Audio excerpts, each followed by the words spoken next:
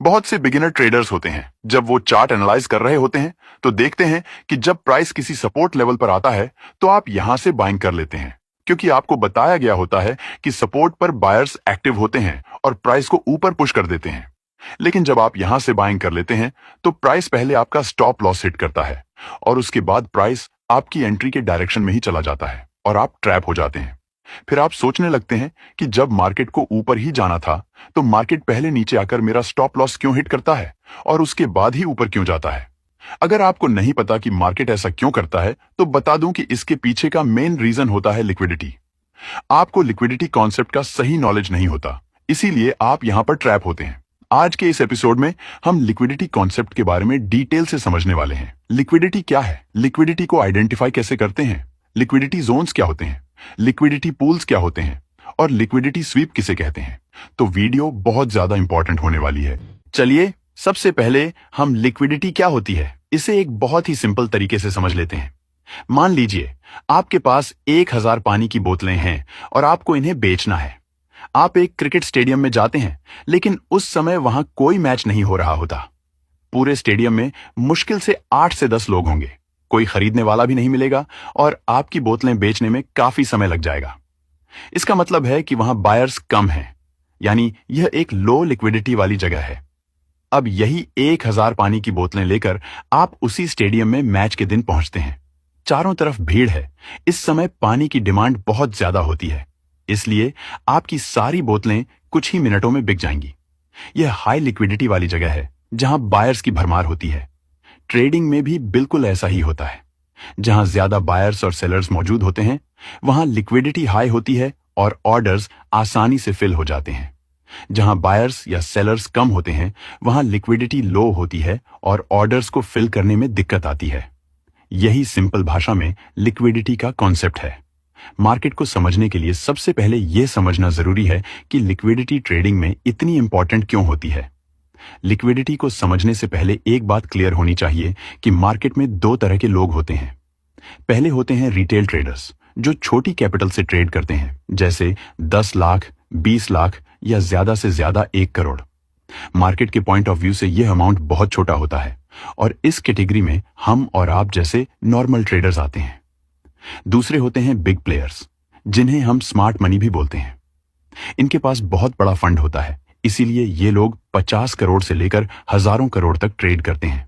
इनमें banks, hedge funds, FIIs और DIIs शामिल होते हैं। मतलब मार्केट में बेसिकली दो ही कैटेगरीज एक्टिव होती हैं, रिटेल ट्रेडर्स और बिग प्लेयर्स।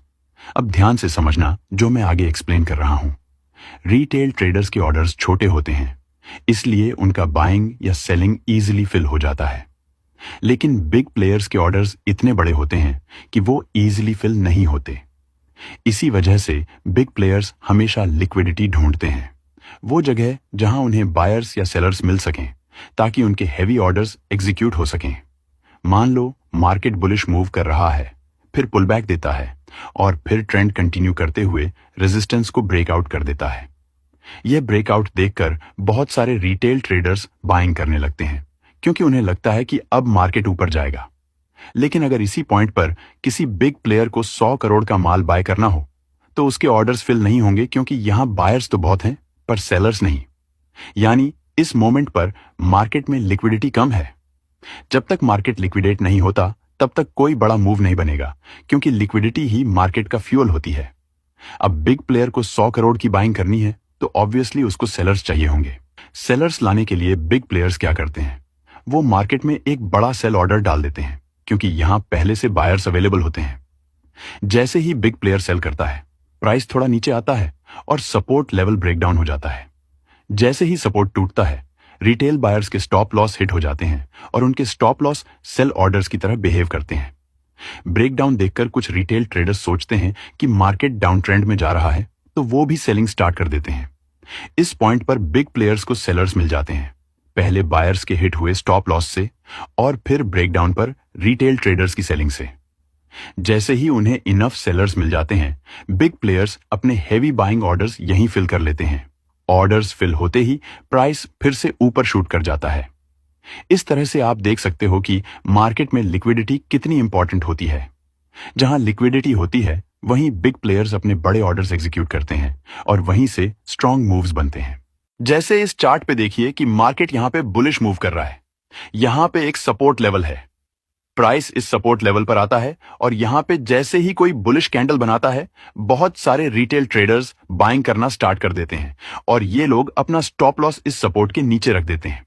तो इन बायर्स के स्टॉप लॉस जहां पे होते हैं, उसे ही हम लिक्विडिटी जोन कहते हैं। अब देखिए, प्राइस ऊपर जाता है और इस रेजिस्टेंस को ब्रेकआउट कर देता है, जिसके वजह से ये रेजिस्टेंस अब सपोर्ट का काम करने लगता है।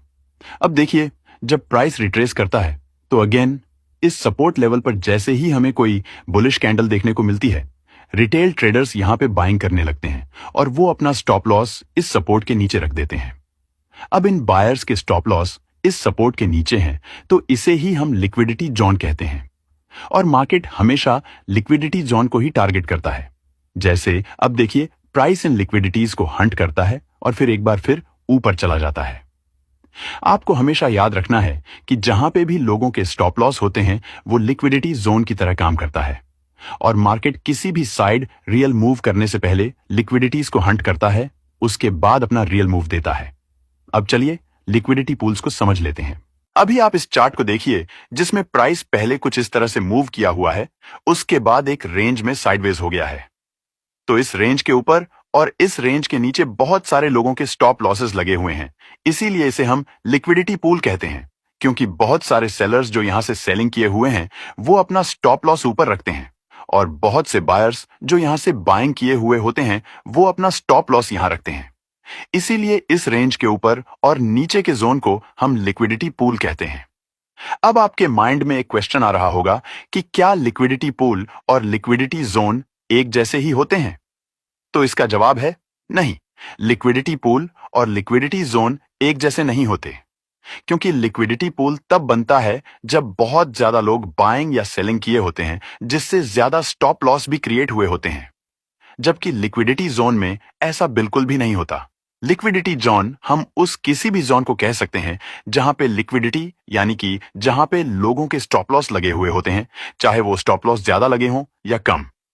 अगर इसे हम और सिंपल तरीके से समझें तो हम कह सकते हैं कि जब प्राइस किसी लेवल से मल्टीपल टाइम रिजेक्ट हुआ होता है, तो उस लेवल के नीचे या ऊपर लिक्विडिटी पूल बन जाता है। अब थर्ड पॉइंट है जहां पे लिक्विडिटी होती है, स्विंग हाइज और स्विंग लोज। मार्केट में जितने भी स्विंग हाइज या स्विंग लोज होते हैं, चाहे वो स्विंग्स छोटे हों या बड़े, उन स्विंग हाइज के ऊपर और स्विंग लोज के नीचे लिक्विडिटी होती है, क्योंकि स्विंग हाइज से सेलर्स सेलिंग किए हुए होते हैं और स्विंग लोज से बहुत से बायर्स बाइंग किए हुए होते हैं। अब फोर्थ पॉइंट है जहां पे लिक्विडिटी होती है, इक्वल हाइज और इक्वल लोज। मार्केट में जब भी कम से कम दो हाइज या लोज बराबर बने हुए होते हैं, तो उन्हें इक्वल हाइज या इक्वल लोज कहा जाता है। इक्वल हाइज के ऊपर और इक्वल लोज के नीचे भी बहुत ज्यादा बायर्स और सेलर्स की लिक्विडिटी अवेलेबल होती है। मार्केट इन्हीं लिक्विडिटीज को टारगेट करता है। लेकिन अगर आपको लिक्विडेट यानी कि ट्रैप होने से बचना है, तो मैं कुछ इंपॉर्टेंट की पॉइंट्स आपको बता रहा हूं, जिसे फॉलो करके आप लिक्विडेट होने से बच सकते हैं। फर्स्ट पॉइंट यह है कि आपको हमेशा एंट्री करने से पहले कैंडल क्लोजिंग का वेट करना है। कभी भी बिना कैंडल क्लोजिंग के एंट्री नहीं करनी है। जैसे मान लीजिए कि मार्केट यहां पे बेरिश मूव कर रहा है और प्राइस यहां पे इस रेजिस्टेंस लेवल को ब्रेकआउट कर देता है। अब जैसे ही प्राइस इस रेजिस्टेंस को ब्रेकआउट करता है, बहुत सारे बायर्स बाइंग करने लगते हैं। लेकिन जब ये कैंडल क्लोज करती है, तो यह एक रिजेक्शन कैंडल बन जाती है और उसके बाद प्राइस यहां से नीचे चला जाता है और जितने भी लोग यहां से बाइंग किए हुए होते हैं, वो सभी ट्रैप हो जाते हैं। इसीलिए हमें एंट्री करने से पहले कैंडल क्लोज का वेट जरूर कर लेना चाहिए, क्योंकि कैंडल की क्लोजिंग ही हमें चार्ट का रियल लॉजिक बताती है। लिक्विडिटी ट्रैप से बचने के लिए सेकंड पॉइंट यह है कि हमें सिर्फ स्मॉल टाइम फ्रेम के बेस पर ट्रेड नहीं करना चाहिए, क्योंकि स्मॉल टाइम फ्रेम पर प्राइस को मैनिपुलेट करना बहुत इजी होता है और बिग प्लेयर्स इसे आसानी से मैनिपुलेट कर सकते हैं। इसलिए स्मॉल टाइम फ्रेम पर एंट्री लेने से पहले हमें बड़े टाइम फ्रेम पर मार्केट का सेंटिमेंट अच्छे से समझना चाहिए, क्योंकि बड़े टाइम फ्रेम पर प्राइस मैनिपुलेशन करना काफी मुश्किल होता है। अब लिक्विडिटी ट्रैप से बचने के लिए थर्ड पॉइंट यह है कि आपको कभी भी पेनी स्टॉक्स में ट्रेड नहीं करना चाहिए, क्योंकि पेनी स्टॉक्स में लिक्विडिटी यानी बायर्स और सेलर्स बहुत कम होते हैं। पेनी स्टॉक्स को मैनिपुलेट करना बहुत आसान होता है और बड़े प्लेयर्स आसानी से प्राइस को ऊपर नीचे कर देते हैं।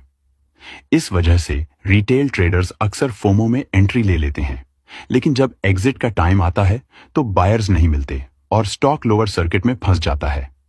पेनी स्टॉक्स में टेक्निकल एनालिसिस भी रिलायबल नहीं होता, इसलिए कैपिटल रिस्क बहुत ज्यादा होता है। इसलिए लिक्विडिटी ट्रैप से बचने के लिए हमेशा हाई लिक्विडिटी, फंडामेंटली स्ट्रांग और अच्छे वॉल्यूम वाले स्टॉक्स में ही ट्रेड करना चाहिए।